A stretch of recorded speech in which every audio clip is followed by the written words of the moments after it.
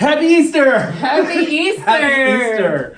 It was surprising, just like Mary when she came to the tomb and it was empty. I'm hoping this is an awesome Easter because we're pre-recording so we can spend time with our family, and hopefully this will be a nice show for you guys to enjoy Easter or get your Easter started, because we've been talking about Lent.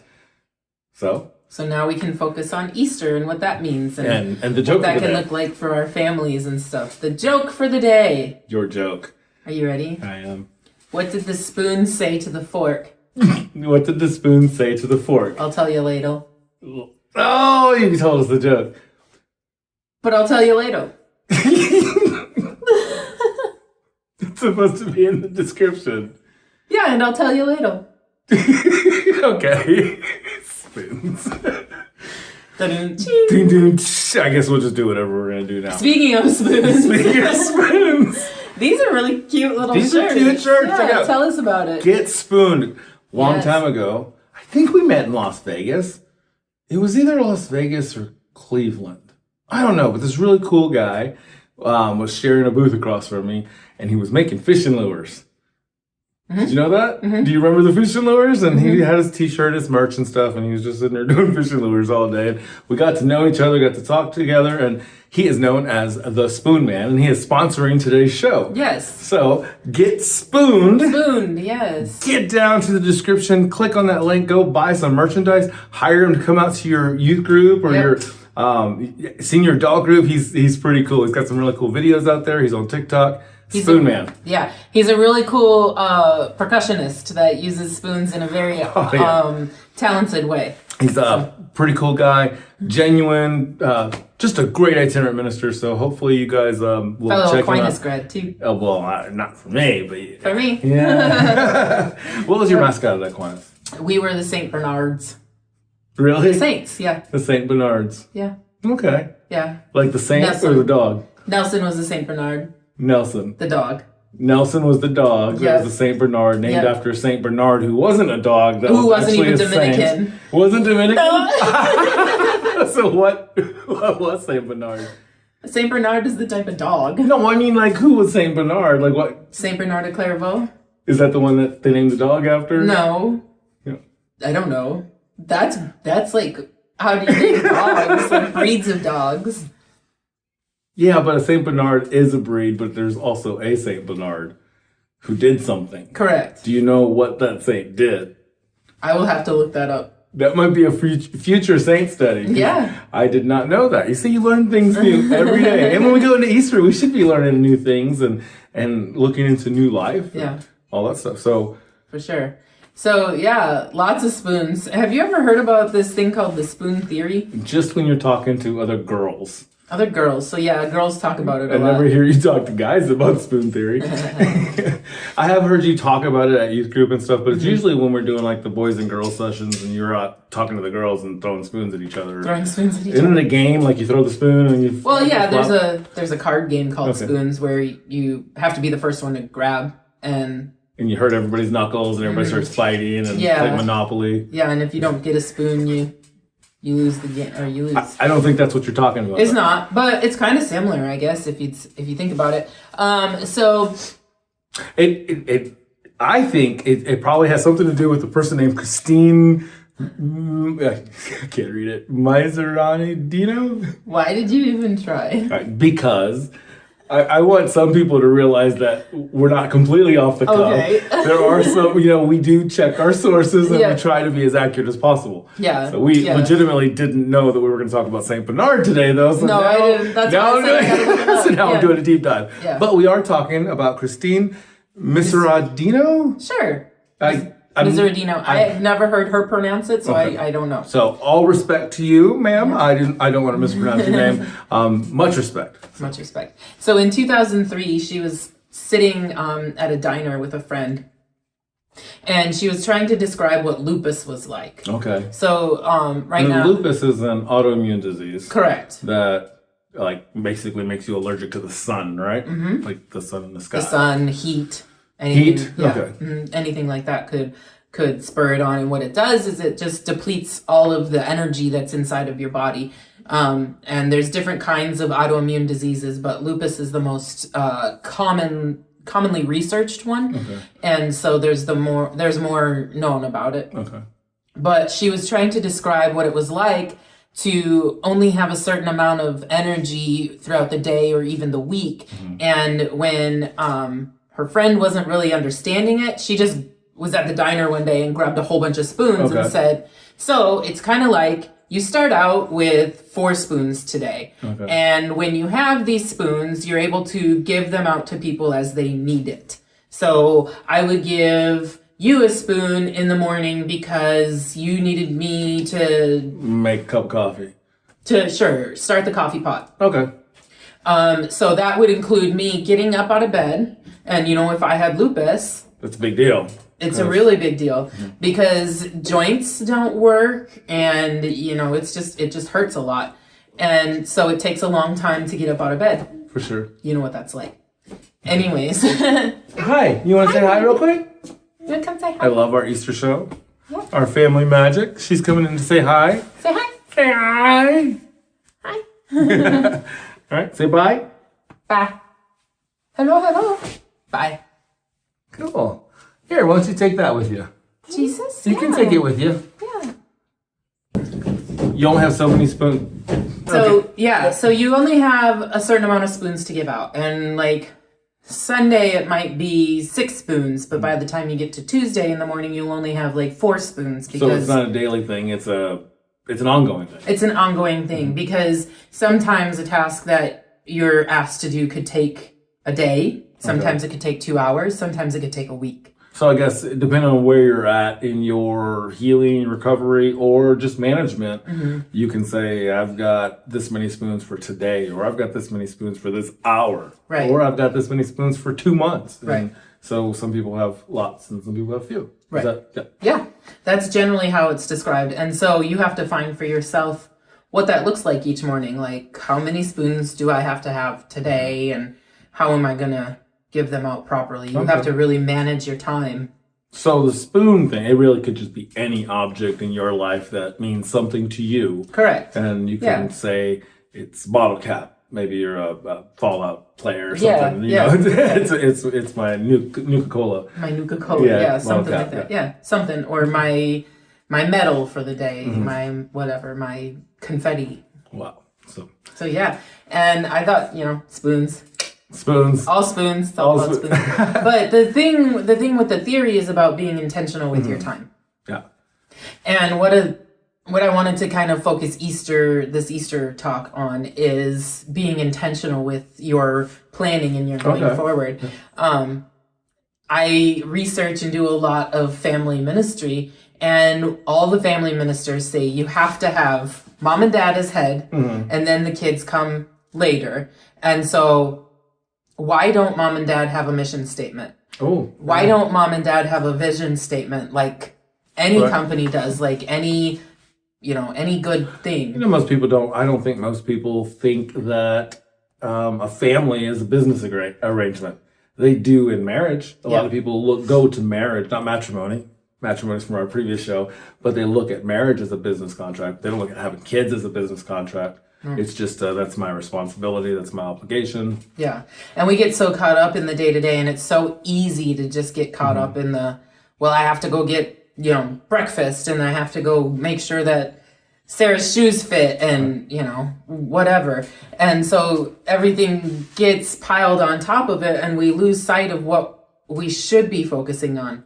Whereas if you're at a business, what do they have plastered all over the walls? What is your annual review based off of? What is your, what are the things that are on the backs of your shirts at work? What colors are we using? Everything is thought out. Yeah. Even us. I mean, when we're doing the show, we mentioned it last time. This isn't what you see. The final product isn't what we see here. Right. And it's definitely not what we're looking at. We're looking at ourselves. Right.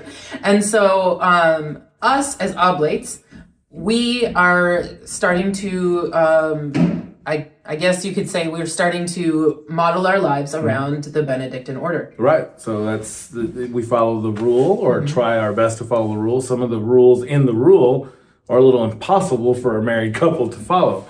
But the rest of the rules are very well put together and Rachel noticed this, to kind of correspond with the family model. Right. Yeah. And so what we've been doing... Excuse me. Sorry. And so what we've been doing is going through the order, Oh, yeah, that's it. Yeah. It's the Order of St. Benedict. And he lays out in the rule everything. Everything. Like literally everything. Sleeping arrangements. Down to sleeping arrangements and guest quarters and stuff like that. And how the abbey is arranged, like with with people in places of authority to make decisions.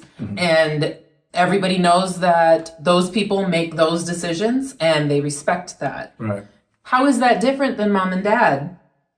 Well, if you look at like the first couple of chapters in this, it talks about electing an abbot. Right. And when I was reading this originally, and I didn't read it today, but when you talk about the qualities of an abbot, I'm sitting there like, that's what I need to be as a dad. Exactly. You know, the abbot is supposed to be the spiritual father of the monastery. Right. And so there's a lot of responsibilities. He has to always put his monks first, and he has to make all the decisions. And every decision he makes affects every monk. So every decision is a big one. And as a dad, on a small level, I mean, we just only have a couple kids, and usually you and I discuss it, but yeah, the buck stops with Father Abbot. Right. But if you took what's written in this great book and applied that to your life as a dad, you wouldn't be making a mistake. Yes. So it would be rightly ordered. Right. So here, why don't you? I can read something out of here because anything in here when we're talking about the qualities of an abbot. I mean, I'll just read the first. Chapter 2, the first 2 lines, okay? So just so you know, I mean, this whole book is full of wisdom. To be worthy of the task of governing a monastery, the abbot must always remember what his title signifies and act as a superior should. He is believed to hold the place of Christ in the monastery, since he is addressed by the title of Christ, as the apostle indicates. You have received the spirit of adoption of sons, by which we exclaim, Abba, Father. Right. I'm going to go ahead and read one more because, Therefore, the abbot must never teach or decree or command anything that would deviate from the Lord's instructions. So that's, and it goes on to do that. I mean, So that's as simple as making sure your family goes to church on Sunday. Yeah, that's it.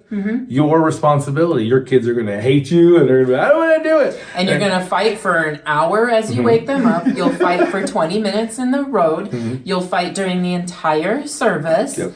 And then afterwards, you can take them out for ice cream. Yep, and that's addressed in here too. It's what was it, and chapter it 42. Is worth it. Yeah.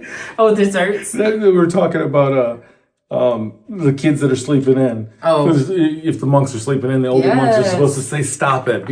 Being in bed and making excuses, that's being lazy. So it's about getting up and moving and working. So monks are known to work. Yes. So if you're not supposed to be idle. Right. And in this book, it talks about how when you're idle, it leads to depression. It leads to sin. So those things are very important. So as parents, as the abbots of our family, we need to push them to continue moving and progressing towards God. Right. I know that when I'm being lazy and I don't really want to parent, like, to be honest, I don't really want to parent for like an hour or two. I let my kids do whatever they want, and it usually ends up being something that I have to tear them away from because it's not good for them. Right. Maybe video games or roughhousing or something. Usually video games. But yeah, so it's when you stop being attentive to things, then they trickle and fringe off. And so you have to maintain that core. Yeah.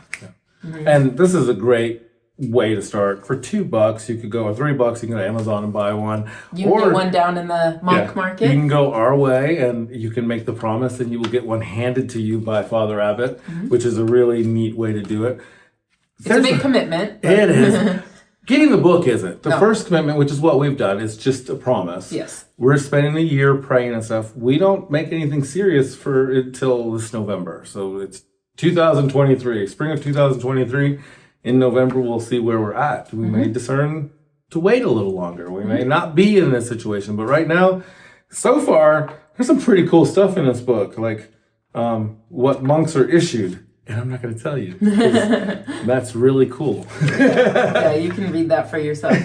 But why don't you look for something that applies to the family, and then we can ad hoc or ad lib how that would how we process it into our family dynamics. Here you go. Here's one just off the cuff. This is actually chapter 37, the elderly and children.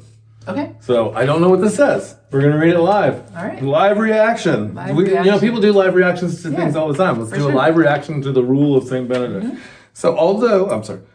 I need to take a sip of water before I do that. It's fine. Unless you want to read it. It's okay. I'll listen so I can think about it. Okay. Well, I got to think about it too. So chapter 37 in the rule, the elderly and children.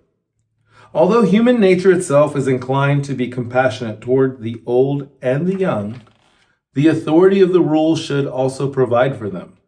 Since their lack of strength must always be taken into account, they should certainly not be required to follow the strictness of the rule with regard to food, but should be treated with kindly consideration and allowed to eat before the regular hours.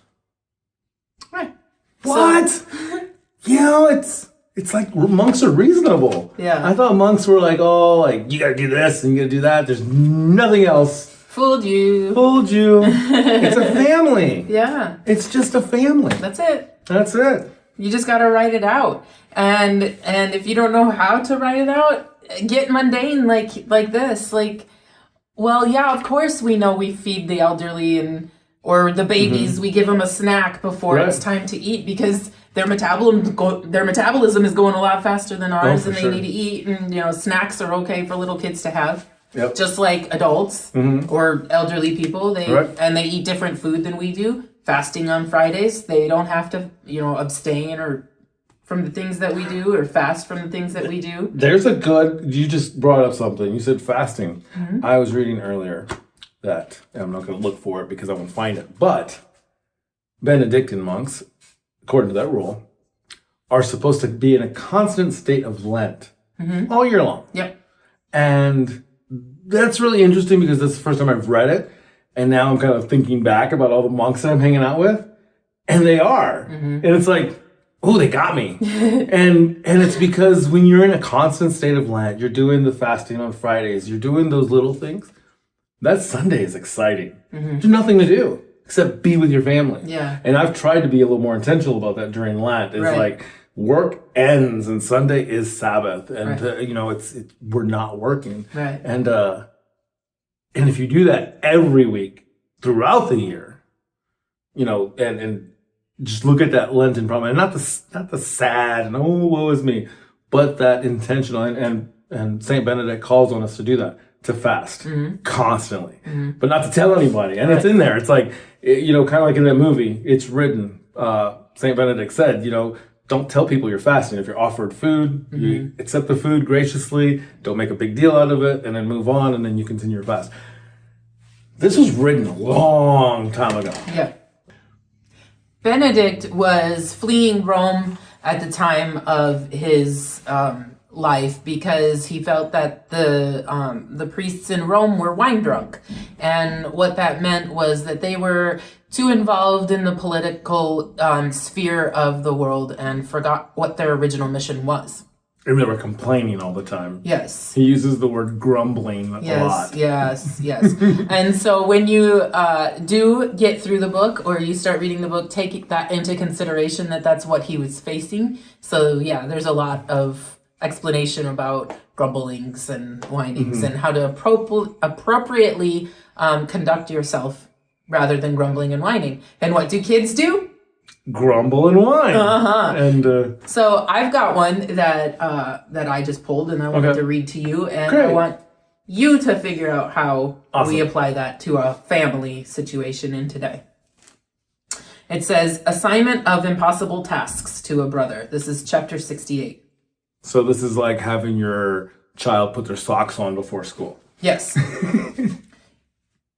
A brother may be assigned to do a burdensome task or something he cannot do. If so, he should, with complete gentleness and obedience, accept the order given to him. Should he see, however, that the weight of the burden is altogether too much for his strength, then he should choose the appropriate moment and explain patiently to his superiors the reasons why he cannot perform this task. This he ought to do without pride, obstinacy, or refusal. Obstinacy? I know what you're trying to say. Obstinacy. It's separated on the page, so it's hard to read. Without pride or refusal. And if after the explanation the superior is still determined to hold his original order, then the junior must recognize that this is best for him. Trusting in God's help, he must in love obey. Yeah, that's absolutely. If you're a good father, you're a good dad, you're going to tell your kids to do things that are going to challenge them.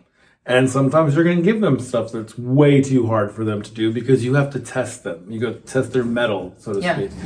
And she's good.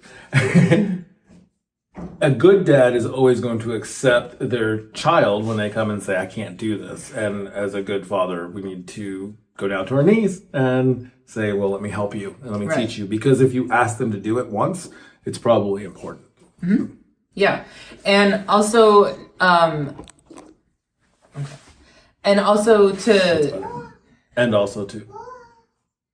it's shaking. That'll stabilize. Oh, okay. And also to know that when you're handing out tasks, just how impossible can be handled where it's not too much impossibility. Right, and be ready. And be ready to help when those tasks are asked for. So what would be an example of a task like that in our household that we might give our kid and it's just too much for them to handle? Kiara likes to cook. Okay. And see where you're going. Yeah. And she maybe needs to measure out some milk. And if she had a little jar, she could pour it out herself all by herself, no problem. And I wouldn't even have to go in the kitchen. But the milk jug is too heavy and too big to get a half a cup out when it's full. Right. So impossible task for a child. It's not impossible. She can do it. But she came patiently and asked me for help. And I was gladly able to. Yeah, that's a great example. Yeah. And kids often say the words, I'll do it, or I don't want your help. They kind of refuse your help. And kind of part of following the rule and being a monk is really being willing to let them say, accept. Let me do it. Yeah, and to be able to say, what do you have for me today, Father? Yeah. That's kind of where I'm at. When I show up, if I see Father Abbott and I have time, what do you have for me today, Father Abbott? Is there anything I can do to relieve a burden somewhere? Right.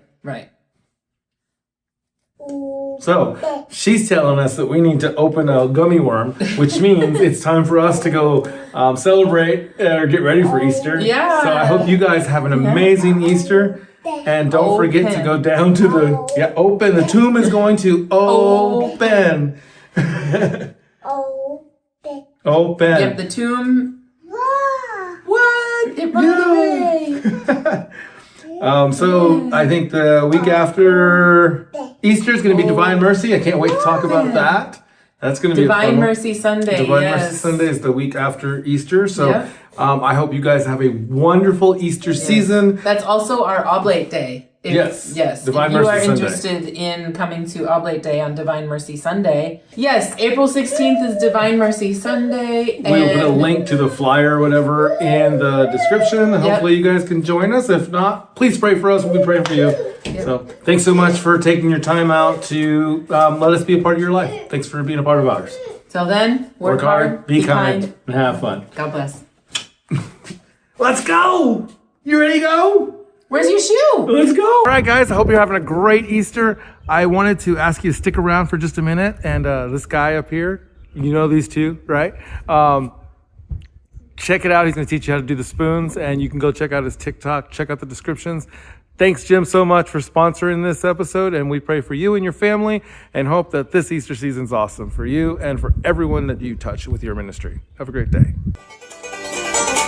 Hello folks, my name is Jim Cruz. I'm known as the Spoon Man, and I'm going to teach you how to spoon. This is what I need you to do. I need you to go to the kitchen and grab out 2 matching spoons. I'll wait 1 second. 1.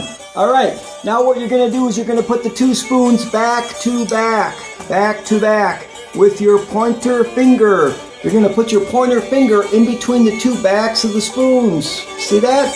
Between the handles, so you're pushing the backs of the spoons right apart. Now your thumb's going to go on top. The biggest mistake people make is not having a firm grip. You got to have a nice firm grip and keep that space between the 2 backs of the spoons. Now when you hit down, you get a click. When you hit up, you get a click.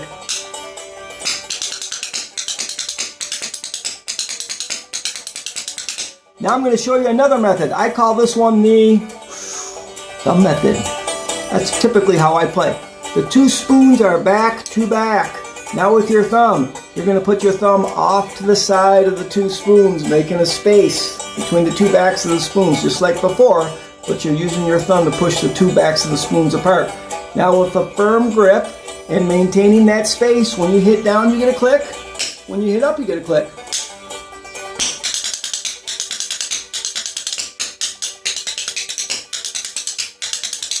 I'll just show you some different rhythms now. I call this one the single beat.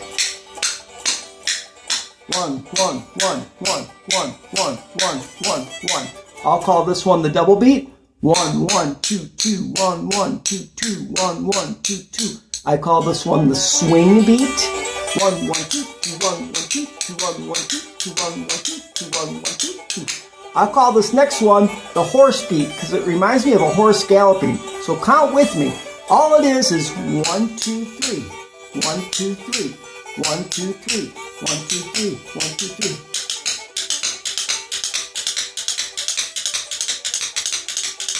I call this next one the rattler because it kind of reminds me of a rattlesnake. Hand close to your leg.